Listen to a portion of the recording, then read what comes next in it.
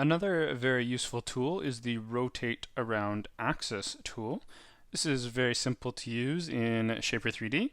I can just double tap whichever body I'd like to rotate, navigate into my More tools, and there I have Rotate Around Axis.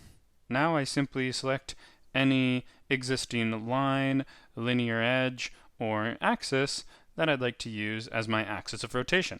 So for example, I could tap on the red x-axis here, and now use my rotation arrows to rotate about that particular axis.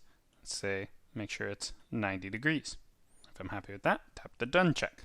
And I can do just the same with any axis. So again, double tap, go into more, rotate around axis, and now rotate about this purple Z axis, and rotate maybe again 90 degrees.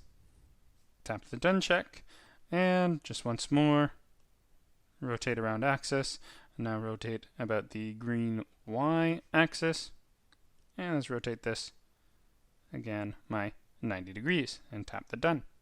Now not only can I rotate about any of my existing axes, I can also rotate about existing linear edges.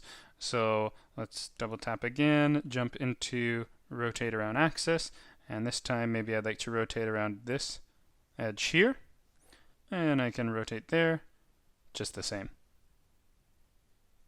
Finally, I can also rotate about any sketched lines. So let's say I had a sketched line somewhere about here. I could then do just the same and rotate around axis this sketched line, and now I can rotate about that as well.